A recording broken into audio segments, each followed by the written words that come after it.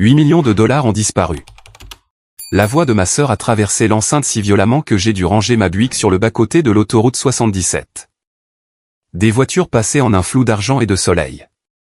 Quelque part au loin, un klaxon de camion résonnait sur les collines de Caroline. Rebecca hurlait. « Tu l'as volé, ne le nie pas. » « Evelyne, papa dit que tu es la seule qui aurait pu faire ça. » Je suis resté là, agrippant le volant, fixant le long ruban d'autoroute qui disparaissait vers le nord, vers l'Ohio. Pendant un instant, je n'ai rien dit. Puis j'ai souri.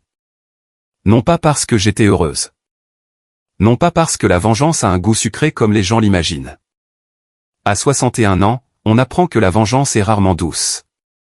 Généralement, elle a le goût d'un vieux café froid que l'on n'a pas eu le temps de boire, trop occupé à survivre. Pourtant, j'ai souri. Et j'ai dit la seule phrase qui comptait. Vérifie les documents de fiducie que papa t'a fait signer. Le silence à l'autre bout fut immédiat. Sec. À bout de souffle. Puis. Quoi? J'ai raccroché. Et alors que les pins de Caroline s'estompaient derrière mon pare-brise, j'ai repensé au mariage. Au moment que j'aurais dû voir venir depuis le début. J'avais roulé près de 18 heures de Chillicothe, Ohio, à Charleston, Caroline du Sud. À mon âge, ce genre de trajet vous reste dans les os pendant des jours. Mes épaules me faisaient mal. Mon genou droit lançait à chaque fois que j'appuyais sur le frein. Au moment où j'ai traversé le comté de Charleston, mes mains s'étaient raidies autour du volant comme de vieilles racines. Mais j'étais venu quand même. Parce que lorsque votre sœur cadette vous invite à son mariage après près de 6 ans de silence, une partie folle de votre cœur espère encore. Rebecca m'avait appelé elle-même. C'était déjà inhabituel. Sa voix était vive et exercée, comme celle des vendeuses qui ont mémorisé la convivialité. Evelyne, j'aimerais vraiment que tu sois là. Je me souviens m'être assise à ma table de cuisine, fixant le téléphone. Pendant un instant, elle ressemblait à la petite fille qui se glissait dans mon lit pendant les orages. Pas à la mondaine polie de Charleston qu'elle était devenue. Pas à la femme qui m'avait un jour présenté lors d'un dîner de bienfaisance comme ma sœur aînée pratique de l'Ohio. Pratique. Comme si j'étais une paire de chaussures orthopédiques. Pourtant, j'ai dit oui. Parce que l'espoir est une vieille habitude. Le mariage avait lieu à Magnolia Crest, l'un de ces vastes domaines événementiels de style plantation juste à l'extérieur de Charleston, où tout sentait légèrement les gardénias et les attentes coûteuses. Colonne blanche. Pelouse parfaite. Roses importées arrangées par des gens qui facturent les fleurs plus chères que ce que je dépense en courses en un mois. J'ai garé ma Buick de 12 ans entre une Bentley et une Mercedes argentée qui coûtait probablement plus cher que ma ferme. Je me souviens avoir regardé mon reflet dans le rétroviseur. Des mèches grises à mes tempes. Une robe bleu marine que j'avais achetée en solde chez Macy's. Des boucles d'oreilles en perles que maman m'avait données pour mes 40 ans. Simple. Respectable. Oubliable. J'avais passé toute ma vie à être ces choses, et d'une certaine manière, ça n'avait jamais été suffisant pour ma famille. Je suis sorti dans l'air chaud de la côte et j'ai marché vers l'entrée, portant le cadeau que j'avais passé 3 semaines à choisir, une boîte à bijoux artisanale en noyer d'un artisan amish près de Columbus. Solide. Belle. Construite pour durer. Le genre de choses que je pensais qu'un mariage devrait ressembler. Des invités arrivaient déjà. Des femmes en soie pastel flottantes. Des hommes avec des mocassins cirés et des voix trop fortes pour être sincères. Un voiturier a jeté un coup d'œil à mes clés de Buick et a semblé déçu. J'ai souri quand même. À 61 ans, l'embarras perd un peu de son piquant. On est trop fatigué pour le supporter correctement. J'ai atteint les marches de l'entrée et je me suis arrêté. Parce que mes parents étaient là à attendre. Harold et Margaret Carter. 83 et 79 ans. Élégant comme toujours. Papa dans son costume d'été crème, maman drapée de mousseline bleu pâle comme la royauté de Charleston. Pendant un instant, j'ai cru qu'ils étaient venus me saluer. Cela aurait dû m'avertir. Ma famille ne m'avait jamais salué en premier. Le visage de maman s'est crispé quand elle m'a vu. Pas de colère. Du dégoût. Le genre familier. Le genre qu'elle portait depuis l'enfance chaque fois que je lui rappelais trop d'elle-même avant que la beauté et l'argent ne lui apprennent mieux. Evelyne, dit-elle sèchement. J'ai souri prudemment. Bonjour, maman. Elle s'est approchée, baissant la voix. Tu dois partir. J'ai cligné des yeux. Je suis désolé. Papa n'a pas voulu me regarder. L'expression de maman s'est durcie. Rebecca a changé d'avis. Les mots sont tombés étrangement doucement. Comme si mon esprit refusait de les laisser me blesser d'un coup. Elle m'a invité. Elle a reconsidéré. J'ai regardé vers la salle de réception derrière eux. La musique flottait légèrement à travers les portes ouvertes. Des rires. Des verres qui s'entrechoquaient. La vie avançait sans moi. Maman. Sa voix se fit sifflante. N'ose pas t'approcher de ta sœur. Je la fixai. Puis papa parla enfin. Sa voix était monocorde. Tu as causé assez d'embarras. Celui-là fit mal. Parce que je savais exactement ce qu'il voulait dire. Pas un scandale. Pas de honte. Mon existence les embarrassait. La fille qui était restée en Ohio. Qui équilibrait les comptes pour Carter Agricultural Holdings pendant que Rebecca épousait l'argent et déménageait dans le sud. La fille qui ne brillait jamais. Qui ne charmait jamais. Qui ne devenait jamais quelqu'un digne d'être exhibé. Quelques invités proches avaient commencé à observer. Je pouvais sentir leur curiosité polie. Les riches appréciaient toujours l'humiliation discrète. Cela leur donnait quelque chose à discuter autour d'un cocktail. J'ai regardé mes parents. Les gens que j'avais passé 30 ans à protéger en silence. Et pour la première fois de ma vie, je n'ai ressenti aucune envie de me défendre. Aucun besoin d'expliquer. Aucune fin d'être choisi. J'ai simplement hoché la tête.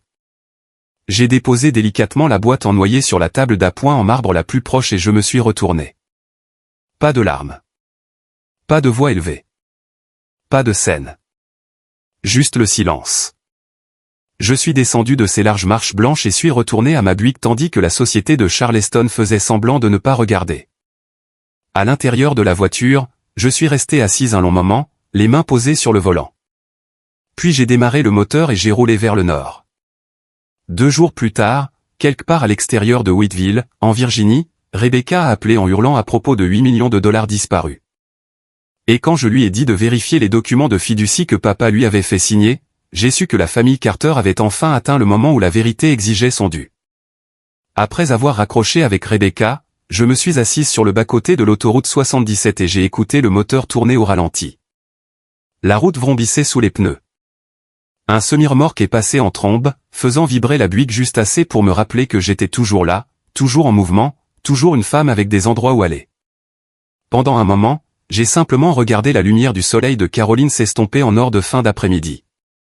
À 61 ans, la mémoire n'arrive pas d'un coup. Elle vient par couches. Un instant, on fixe l'asphalte de l'autoroute, et l'instant d'après, on a de nouveau 17 ans, debout dans le bureau de son père, tandis que sa petite sœur tourne sur elle-même dans l'embrasure de la porte, vêtue de sa robe de bal. Rebecca avait toujours aimé prendre mes affaires. Pas parce qu'elle en avait besoin. Parce qu'elle le pouvait. Elle avait 13 ans alors, toute boucle blonde couleur miel et douceur naturelle, le genre d'enfant que les adultes adoraient instantanément. J'avais économisé pendant 6 mois pour acheter cette robe vert pâle. Je travaillais le week-end à l'épicerie de Miller à ranger des pêches en conserve et à balayer les sols. Rebecca avait demandé à l'essayer. Puis elle avait renversé du jus de raisin sur le devant. Par accident, a-t-elle affirmé. Maman a jeté un coup d'œil et a soupiré, eh bien, Evelyne, ces choses arrivent. Ne boude pas, papa a à peine levé les yeux de son journal. Et Rebecca a souri de ce petit sourire secret qu'elle arborait chaque fois qu'elle gagnait. Ce fut ma première vraie leçon sur l'économie de notre famille. Rebecca était chérie. On s'attendait à moi. Elle était célébrée. J'étais utile. Et l'utilité, contrairement à l'amour, n'est jamais prononcée à voix haute. Elle est simplement présumée. Au moment où nous sommes devenus adultes, le modèle s'était durci en loi. Notre père avait bâti Carter Agricultural Holdings à partir de presque rien. À 27 ans, il avait emprunté 20 000 $ en hypothèque sur la ferme de mes grands-parents et acheté 3 propriétés de soja en difficulté près de Chillicothe. À 50 ans, il avait transformé ses acres en l'une des entreprises agricoles privées les plus prospères du sud de l'Ohio. Pas de l'argent glamour. De l'argent discret. De l'argent lié à la terre. Le genre qui fructifie pendant que les gens le sous-estiment. Papa respectait la discipline avant tout. C'est du moins ce qu'il affirmait. Mais même enfant, j'ai remarqué que ces normes s'adaptaient étrangement autour de Rebecca. Quand elle a abandonné l'université après un semestre pour se trouver à Charleston, il a payé le déménagement. Quand elle a maxé 3 cartes de crédit pour meubler son premier appartement, il a discrètement effacé la dette. Quand sa boutique a fait faillite 18 mois plus tard, il a qualifié cela de mauvais timing et a couvert les pertes. Pendant ce temps, je suis resté en Ohio. J'ai travaillé pendant mes nuits d'université à équilibrer les comptes dans un bureau d'assurance local. J'ai obtenu ma licence de CPA à 26 ans. Je suis rentré à la maison pour aider à restructurer les finances de Carter Agricultural après que papa ait fait une expansion désastreuse dans les contrats à terme sur l'éthanol. J'ai sauvé l'entreprise cette année-là. Pas de façon spectaculaire. Pas avec des discours. Juste des feuilles de calcul, des négociations et des journées de travail de 18 heures. Une fois la poussière retombée, papa a hoché la tête une fois et a dit « Bonne fille ». C'était le compliment le plus proche que j'ai jamais reçu. Rebecca avait des célébrations au champagne pour avoir survécu à des ruptures. J'ai eu un hochement de tête pour avoir préservé des millions. C'est drôle comme les familles vous apprennent votre valeur. La vérité est que je ne suis pas resté parce que j'étais noble. Je suis resté parce que quelqu'un devait le faire. Maman n'avait pas le sens des affaires. Papa devenait plus têtu en vieillissant. Et Rebecca traitait l'argent comme certaines personnes traitent le temps, quelque chose qui apparaît simplement quand on en a besoin. Alors, je suis resté. Année après année. Protégeant silencieusement ce que tous supposaient un jour appartenir à Rebecca. Je n'ai jamais eu de ressentiment envers l'entreprise elle-même. Il y a de la dignité dans l'intendance. Ce qui m'a épuisé, c'est l'invisibilité. La façon dont les gens remercient le soleil et oublient les racines. Il y a 5 ans, tout a changé. Papa m'a appelé dans son bureau un soir de novembre. Il avait 78 ans alors. Toujours large d'épaules, toujours autoritaire, mais plus lent. Il y avait des moments où sa mémoire s'accrochait de façon inattendue. Un dossier égaré. Une réunion oubliée. De petites choses. Facile à ignorer si on le voulait. Je ne l'ai pas fait. Il a fermé la porte du bureau et s'est assis derrière son bureau, l'air soudain plus vieux que je ne l'avais jamais vu. « Evelyne, dit-il doucement, j'ai besoin de ton aide. » Quelque chose dans sa voix me troubla. Il fit glisser un dossier sur le bureau. À l'intérieur se trouvaient des évaluations neurologiques de la Cleveland Clinic. Déficience cognitive vasculaire précoce. Gérable pour l'instant. Progressive. Je levai les yeux brusquement. Il ne put me regarder dans les yeux. Quand l'avez-vous découvert? Il y a 3 mois. Pourquoi ne me l'avez-vous pas dit? Il esquissa un sourire fatigué. Parce que vous le dire le rend réel. Pendant un long moment, aucun de nous ne parla.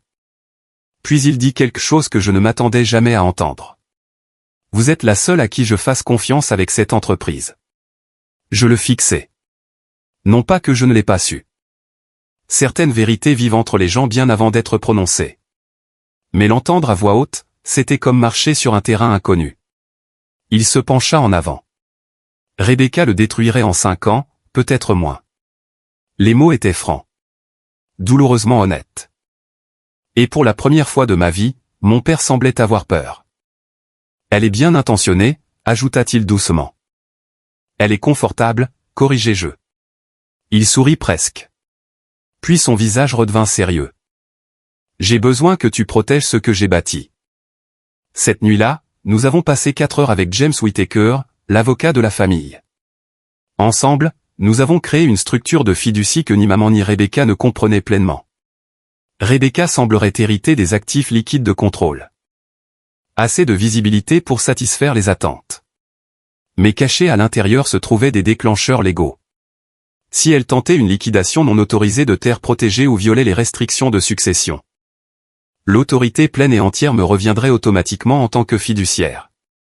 Rebecca a signé les documents 2 semaines plus tard. Elle les a à peine survolés. Marcus Hale était assis à côté d'elle, souriant de son sourire poli de Charleston. Même alors, je me méfiais de lui. Trop lisse. Trop trop avide. Un homme qui admirait les choses chères avec une fin professionnelle. Rebecca pensait qu'il l'adorait. Je soupçonnais qu'il adorait l'accès. Pourtant, je n'ai rien dit. Parfois, les gens ont besoin d'espace pour se révéler. Et maintenant, garé au bord d'une autoroute de Virginie, les accusations de Rebecca résonnant encore à mes oreilles, je savais exactement ce qui s'était passé. Marcus l'avait convaincu de liquider des terres Carter. Probablement pour financer un investissement éblouissant ou renflouer une dette cachée. Elle avait signé une autorisation de transfert qu'elle n'avait pas légalement le droit d'exécuter. La fiducie s'était déclenchée automatiquement. 8 millions transférés sous un contrôle corporatif protégé. Non volé. Protégé. Exactement comme prévu. Mon téléphone a sonné à nouveau. Le numéro de papa. J'ai répondu. Sa voix tremblait. Que as-tu fait? Pas de bonjour. Pas d'Evelyne. Juste une accusation enveloppée de peur. J'ai fermé les yeux. Pendant 61 ans, j'avais porté les fardeaux de cette famille sans me plaindre. Et pourtant, quand la vérité arrivait, il supposait que la trahison avait mon visage. J'ai ouvert les yeux et j'ai regardé vers le nord. Vers l'Ohio. Vers la maison. Et j'ai répondu calmement. Je n'ai rien fait, papa. J'ai fait une pause. Puis j'ai dit les mots qui allaient tout changer. Le système a fait exactement ce que tu lui as demandé. Pendant plusieurs secondes, tout ce que j'ai entendu sur la ligne était la respiration de mon père. Des halètements courts et irréguliers comme un homme essayant de devancer la panique par le déni. Puis vint le son de ma mère en arrière-plan. Des voyelles de Charleston nettes et brèves. Qu'est-ce qu'elle dit? Mets-moi en haut-parleur. Papa ne lui a pas répondu. Au lieu de cela, il a parlé directement au téléphone, sa voix basse et tendue.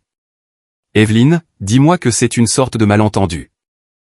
Je me suis penché en arrière contre le siège et j'ai regardé à travers le pare-brise le trafic en direction de l'ouest qui se précipitait vers le soir. Des ombres de nuages s'étiraient sur les contreforts des Blue Ridge. Le monde continuait de bouger. Il le fait toujours, peu importe à quel point une famille se déchire.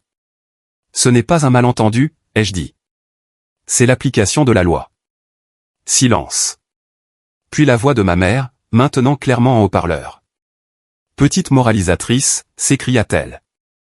Même à 79 ans, maman pouvait faire sonner un petit son comme une insulte. Tu as toujours été jalouse de ta sœur. Ça m'a presque fait rire. La jalousie exige de vouloir ce que quelqu'un d'autre a. J'avais arrêté de vouloir la vie de Rebecca il y a des années. Mais Rebecca au téléphone, ai-je dit. Un bruissement de mouvement. Puis la voix de ma sœur, déchirée et furieuse. Tu as tout planifié. Non, ai-je dit calmement. Je m'y suis préparé. Qu'est-ce que ça veut dire? Cela signifie que la fiducie est revenue parce que tu as violé les restrictions de transfert. Elle a eu un rire amer. C'est ridicule. Papa m'a donné le contrôle. Non, papa t'a donné l'apparence. Les mots ont frappé fort. Je l'ai senti dans le silence soudain qui a suivi. Toute sa vie, Rebecca avait confondu l'apparence avec la réalité. La beauté avec la valeur. Le charme avec la substance. L'attention avec l'amour. C'était simplement la première fois que la distinction lui coûtait quelque chose de mesurable. Tu mens, a-t-elle chuchoté. Non. Je pouvais l'imaginer maintenant, debout dans un salon orné de Charleston, son mascara bavé, une main manucurée appuyée sur son front, tandis que la panique rendait ses traits autrefois jolis étrangement enfantins. Elle avait toujours semblé plus jeune que son âge. Non pas parce que la vie avait été clémente. Parce qu'elle n'avait jamais vraiment eu à grandir. Pourquoi papa ferait-il ça? Demanda-t-elle. J'ai alors entendu la fêlure dans sa voix. Pas de colère. De la peur. Et sous cela, une confusion si profonde qu'elle ressemblait presque à du chagrin. J'ai fermé les yeux un instant. Car malgré tout, elle était toujours ma petite sœur. La même enfant qui se blait contre mon épaule pendant les orages et chuchotait, ne laisse pas la foudre m'attraper. Personne ne n'est gâté. Cela s'apprend. Fédéral. Protégé. Raffiné en identité. Et si Rebecca était devenue exactement ce que nos parents récompensaient, alors une partie de ce qui s'est passé ensuite nous appartenait à tous. Parce qu'il savait, dis-je doucement. Savait quoi? Que quelqu'un pourrait essayer de t'utiliser pour atteindre l'entreprise. La ligne est devenue silencieuse. Puis je l'ai entendu. Une voix d'homme en arrière-plan. Basse. Douce. Marcus. Même à travers le haut-parleur, je reconnaissais cette confiance polie. Rebecca, raccroche. Intéressant. Pas de déni. Une instruction. Je me suis redressé. Le voilà. La confirmation.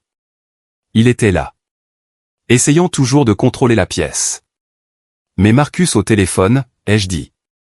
Rebecca hésita. Puis Marcus est apparu, tout en courtoisie calme du Sud. Evelyn, je pense qu'il y a eu une confusion ici. Vous prévoyez Palm Beach ou Miami? Une pause. Petite. Mais suffisante. Excusez-moi. Vous avez dit à Rebecca que la vente des terres Carter financerait votre projet de développement. Son silence s'est accentué. Vous courtisez des prêteurs privés depuis 6 mois. Vous êtes endetté au-delà de toute récupération et votre projet d'hôtel-boutique est une hémorragie financière. Une autre pause. Celle-ci plus longue. Puis son ton s'est refroidi. Vous avez fouiné. Non, ai-je dit. J'ai fait ce que j'ai toujours fait. Protéger la famille. Même d'elle-même. Il a eu un petit rire. Cette entreprise n'est pas la vôtre. Non, j'ai acquiescé. Elle appartient aux gens qui l'ont construite, ce qui exclut les hommes qui se marient pour l'opportunité. Son souffle s'est coupé presque imperceptiblement. Une corde sensible touchait net. Bien. Quand il a parlé à nouveau, le charme était parti. Vous n'avez aucune idée à qui vous avez affaire. À 61 ans, les menaces d'hommes plus jeunes impressionnent rarement. La plupart du temps, elles sonnent épuisantes. Je sais exactement à qui j'ai affaire, ai-je dit. Et si j'étais vous, je m'inquiéterais moins de moi que de ce que vos créanciers feront une fois qu'ils réaliseront que les 8 millions de dollars n'arrivent pas. J'ai raccroché avant qu'il ne puisse répondre. Je suis resté là encore 10 minutes, laissant le calme s'installer. Puis j'ai repris l'autoroute et je suis parti vers le nord. Pendant la première heure, mon téléphone est resté silencieux, ce qui était un soulagement. Puis papa a rappelé. Cette fois, sa voix semblait plus vieille. Pas en colère. Épuisé. Whittaker dit que nous devons nous rencontrer lundi. James Whittaker était le conseiller juridique de la famille Carter depuis 32 ans. S'il était impliqué, les choses avaient bougé rapidement. Où? Son bureau, 9 heures. J'ai hoché la tête, même s'il ne pouvait pas me voir. J'y serai. Il a hésité. Puis doucement, Evelyn, ai-je fait une erreur? La question m'a surprise. Pas à cause de ce qu'il a demandé, mais à cause de la petite voix qu'il avait en la posant. Pendant la majeure partie de ma vie, Harold Carter avait parlé comme un homme lisant la loi sur des tables de pierre. La certitude était sa langue maternelle. Entendre du doute dans sa voix, c'était comme regarder une montagne s'excuser d'être là. J'ai choisi mes mots avec soin. Vous en avez fait plusieurs. Il a expiré brusquement. Mais ce n'était pas l'une d'elles. Il n'a rien dit après ça. Il a juste respiré. Puis il a calmement mis fin à l'appel. La nuit était tombée quand j'ai traversé l'Ohio. Les routes familières semblaient plus stables sous mes pneus. Des champs de maïs s'étiraient sombres et sans fin sous un ciel parsemé d'étoiles froides. Chez moi. J'avais presque atteint Chillicothe quand Rebecca a rappelé. J'ai failli la laisser sonner, mais quelque chose m'a poussé à répondre. Sa voix était différente maintenant. Fine, tremblante. Il est parti. J'ai froncé les sourcils. Quoi? Marcus. Elle a pris une inspiration tremblante. La gouvernante est venue ce soir. Les placards sont vides. Ses sacs sont partis. Mon estomac s'est noué, bien que je ne puisse pas dire que j'étais surprise. Quoi d'autre? Un sanglot lui a échappé. Le son était brut, petit et terriblement jeune. Mes bijoux sont partis. Les cadeaux en espèces du mariage. La Rolex de papa du dîner de répétition. Elle s'est arrêtée pour respirer. Puis a chuchoté, il y a un mot. J'ai serré le volant plus fort. Que dit-il? Pendant plusieurs secondes, elle n'a pas pu répondre. Quand elle a finalement parlé, sa voix était à peine audible. Il dit, « Tu aurais dû lire les papiers, toi aussi. » Et à ce moment-là, pour la toute première fois de sa vie, ma sœur a compris exactement ce que signifie être choisie pour toutes les mauvaises raisons. Le lundi matin est arrivé, gris et froid, le genre de matin d'automne en Ohio qui donne l'impression que le monde est réduit à l'essentiel. À 8h30, j'étais assise dans la zone d'accueil devant le bureau de James Whittaker, tenant une tasse de café tiède en papier, et regardant la bruine frapper les fenêtres du palais de justice de l'autre côté de Main Street. Je n'avais pas beaucoup dormi. Non pas parce que j'étais inquiète. Cette partie était passée. Non, ce qui m'avait tenu éveillé était quelque chose de plus étrange, une lourdeur que je ne pouvais pas nommer. Pendant des années, j'avais imaginé ce jour. Le moment où la vérité atteindrait enfin ma famille. Le moment où Rebecca et nos parents seraient forcés de voir ce qui était là depuis le début. J'avais imaginé la satisfaction. La justification. Peut-être même une touche de triomphe. Au lieu de cela, assise là dans ce bureau silencieux sous le bourdonnement des néons, tout ce que je ressentais était de la tristesse. Il n'y a aucune joie à voir les illusions mourir, même quand elles le méritent. À exactement 8h58, les portes de l'ascenseur se sont ouvertes. Ma famille est sortie.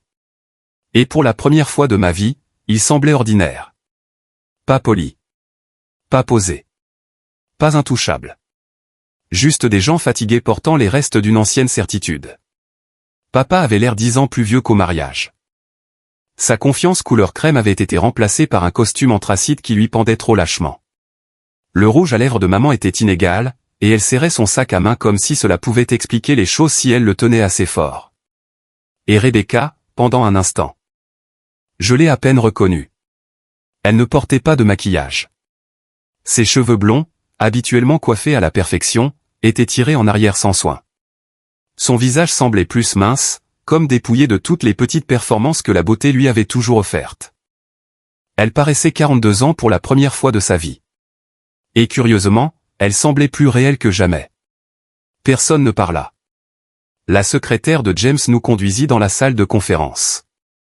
La même pièce où, 32 ans plus tôt, papa avait signé les papiers pour acheter sa première propriété de soja. La même table en noyer. Les mêmes chaises en cuir. L'histoire a une façon de boucler la boucle pour revenir là où elle a commencé. James Whittaker entra précisément à 9h. À 71 ans, il se tenait toujours comme un homme qui faisait plus confiance aux horloges qu'aux gens.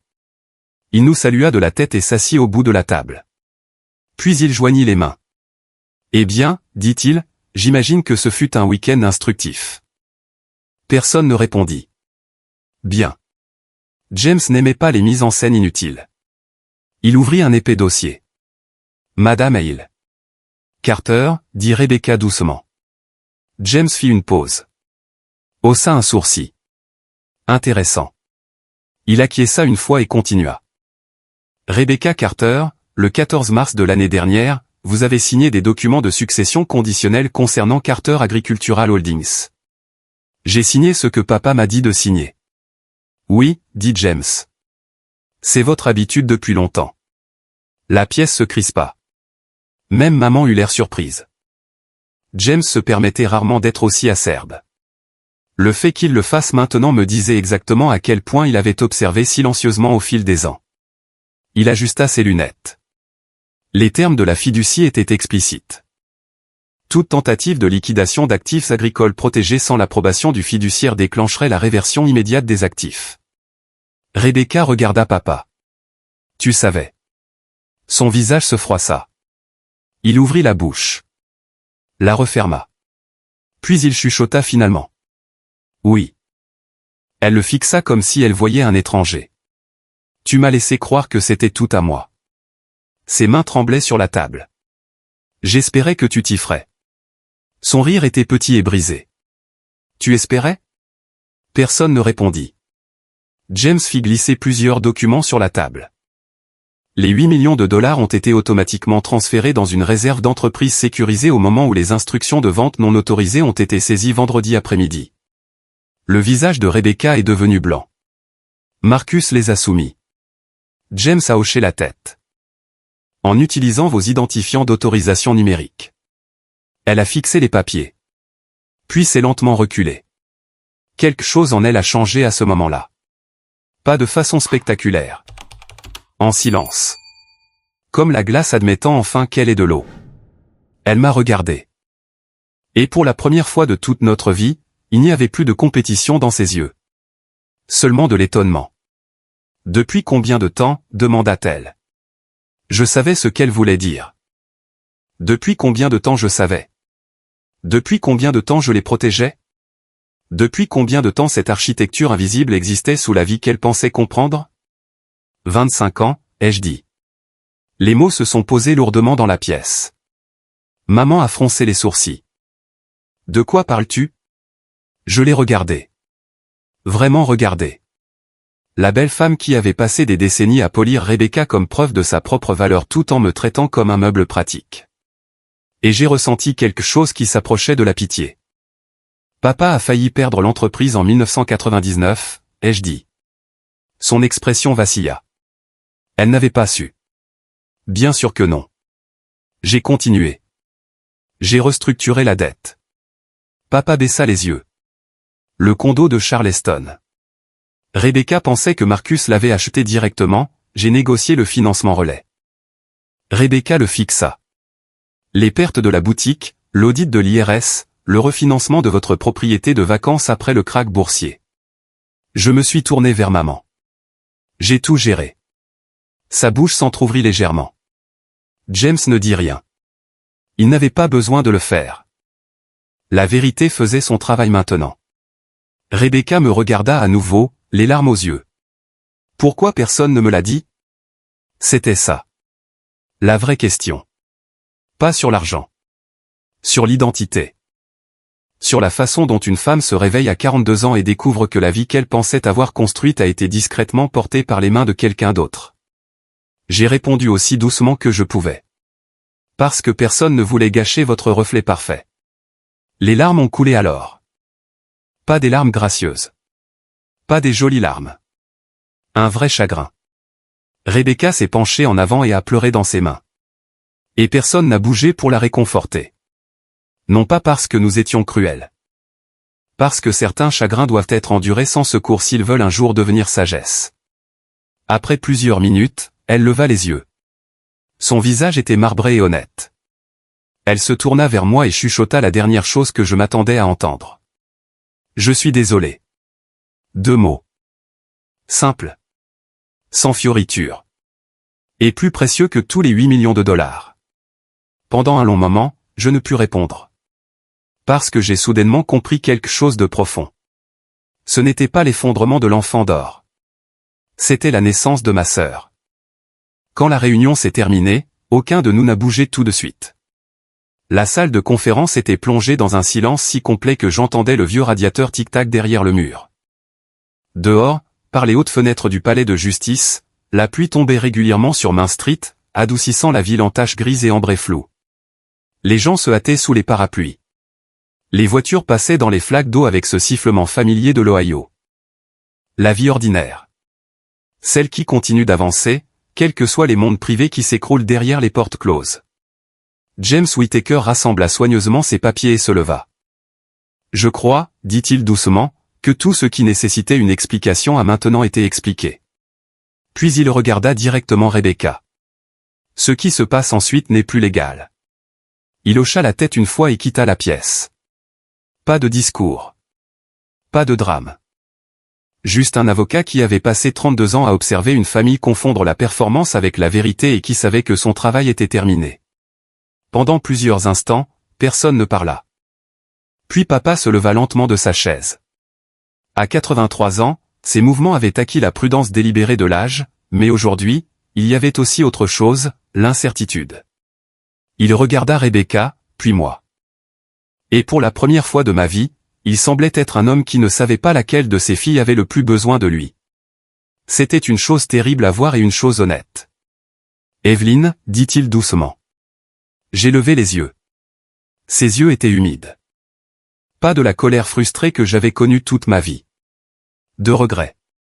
J'avais tort. J'avais imaginé entendre ces mots de sa part plus de fois que je ne pouvais compter. Habituellement, dans mes fantasmes, ils apportaient une libération.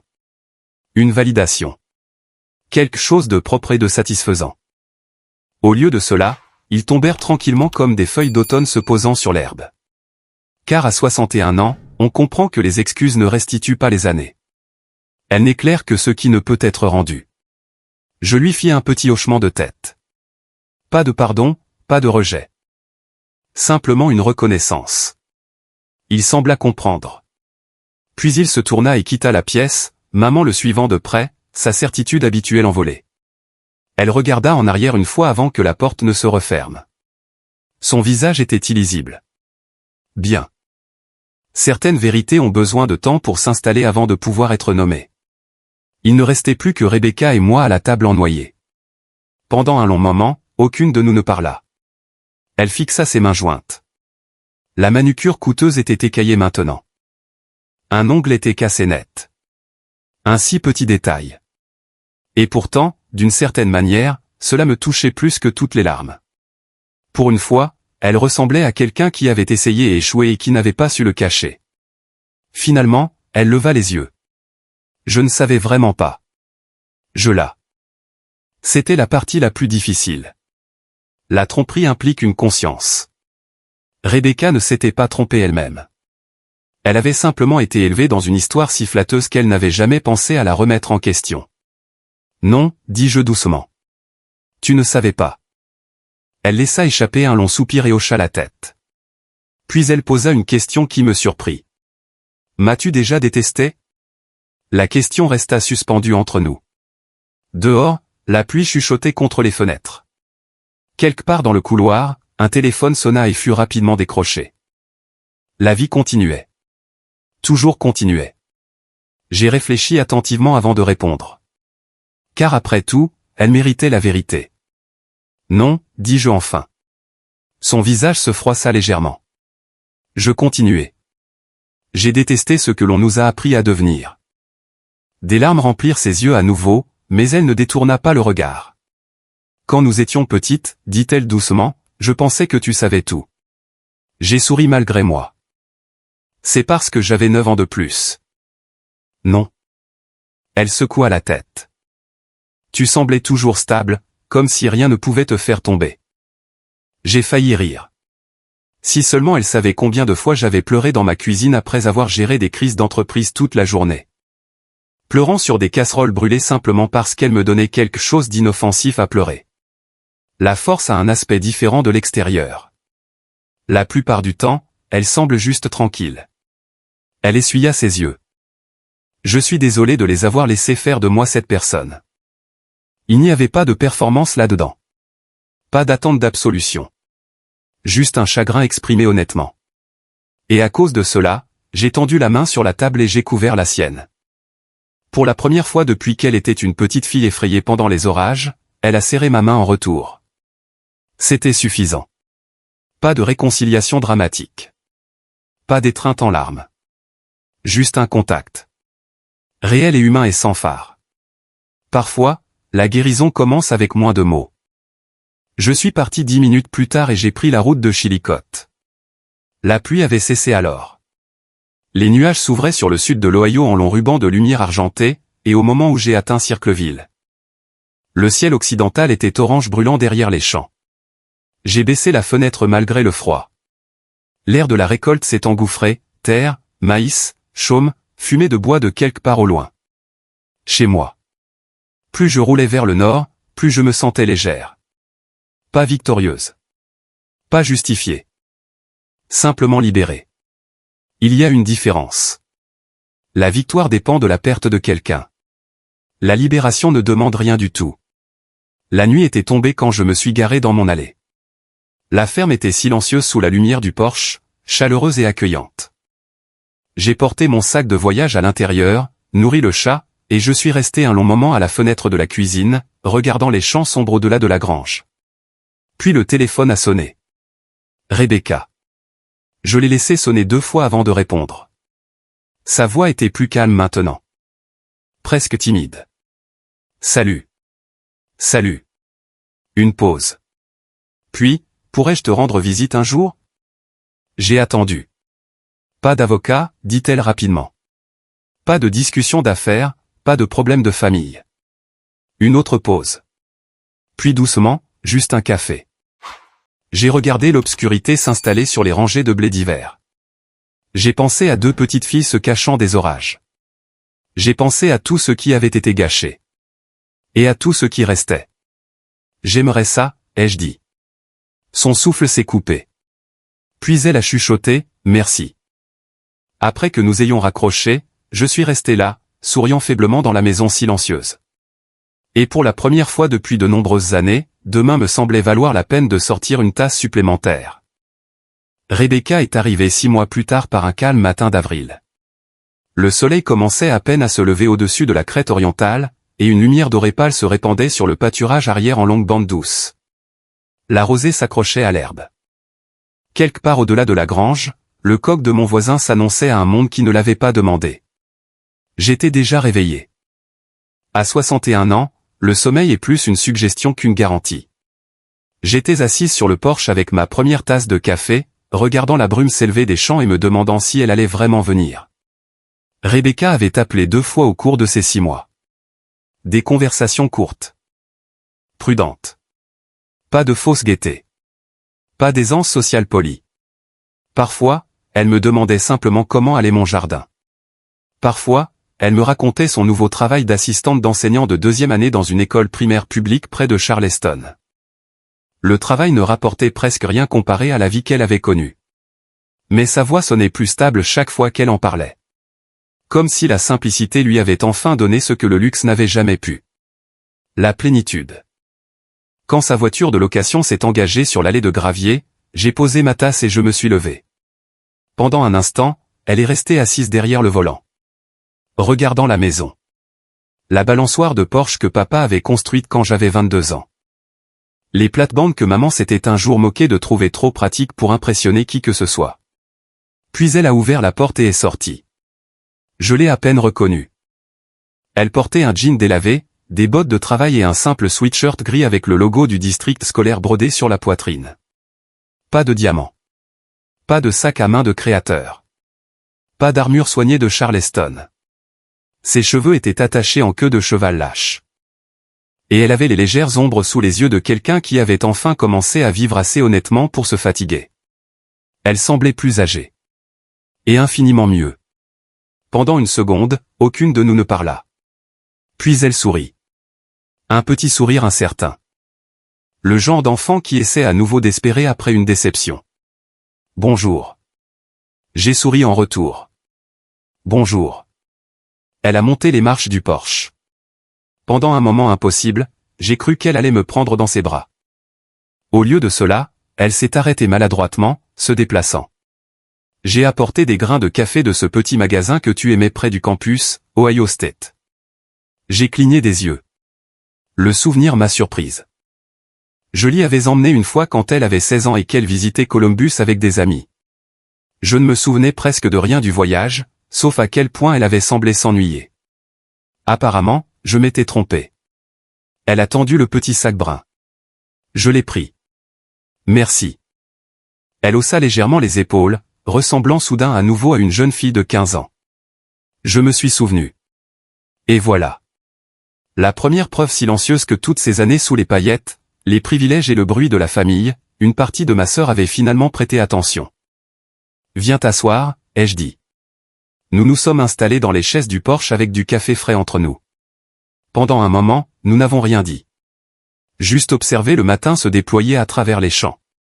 Une brise traversait les sycomores. Quelque part au bout de la route, un chien a aboyé 2 fois et s'est rendormi. Rebecca a enveloppé ses 2 mains autour de sa tasse. C'est agréable. Ça l'est généralement. Elle a souri faiblement. Puis, après un instant, elle a dit, j'ai vendu le condo. J'ai jeté un coup d'œil à elle. Comment te sens-tu à ce sujet? Elle réfléchit un instant. Plus légère. J'ai hoché la tête. C'est généralement ainsi que le lâcher-prise fonctionne. Elle a regardé à travers le pâturage. Maman et papa vont toujours en thérapie. Cela m'a surprise. Maman avait toujours considéré l'introspection comme quelque chose dont les autres avaient besoin. Comment ça se passe? Rebecca a souri tristement. C'est le désordre. Ça semblait juste. Elle prit une autre gorgée. Papa m'écrit des lettres maintenant. J'ai haussé un sourcil. Des lettres. Elle a ri doucement. Apparemment, la thérapie lui a appris que l'email manquait de sincérité. Cela m'a arraché un rire honnête. Le son semblait étrange et merveilleux dans l'air du matin. Rebecca a souri en l'entendant. Puis elle est devenue pensive. Il t'écrit aussi, tu sais. Je sais. J'en avais reçu 4 jusqu'à présent. Des lettres prudentes, maladroites, pleines d'observations météorologiques et d'excuses discrètes glissées entre des mises à jour pratiques sur l'entreprise. J'ai répondu à chacune d'elles. Brièvement. La guérison, j'apprenais, arrive souvent déguisée en correspondance ordinaire. Au bout d'un moment, Rebecca se leva et regarda vers le jardin latéral. Les plates-bandes de paillis avaient grandement besoin d'être rafraîchies après l'hiver. Sans un mot, elle descendit les marches du porche vers l'abri à outils. Je la regardai partir. Quelques minutes plus tard, elle revint, portant des gants et un râteau. Elle me regarda avec une incertitude tranquille. Ça te dérange si j'aide? Pas de performance. Pas de demande d'approbation.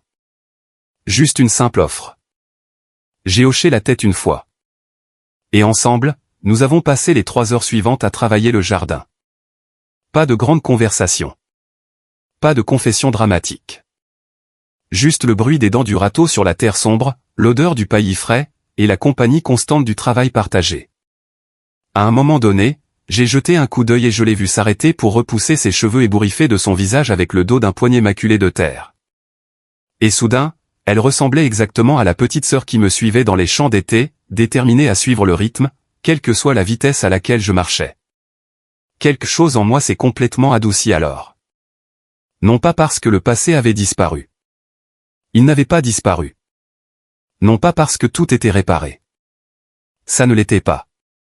Mais parce que la compréhension était enfin arrivée là où l'approbation avait vécu autrefois. Et la compréhension, j'ai appris, est l'héritage le plus vrai. À midi, nous avions terminé. Je suis allé à l'intérieur et j'ai versé 2 tasses de café frais. Quand je suis revenu sur le porche, Rebecca était assise tranquillement au soleil, regardant les champs, comme si elle avait découvert un pays qu'elle avait en quelque sorte ignoré toute sa vie. Je lui ai tendu la 2e tasse. Elle m'a souri. Et cette fois, aucun mot n'était nécessaire. Demain matin, ai-je pensé, je sortirai 2 tasses à nouveau. Si cette histoire vous a rappelé quelqu'un que vous vouliez appeler, c'est peut-être le jour.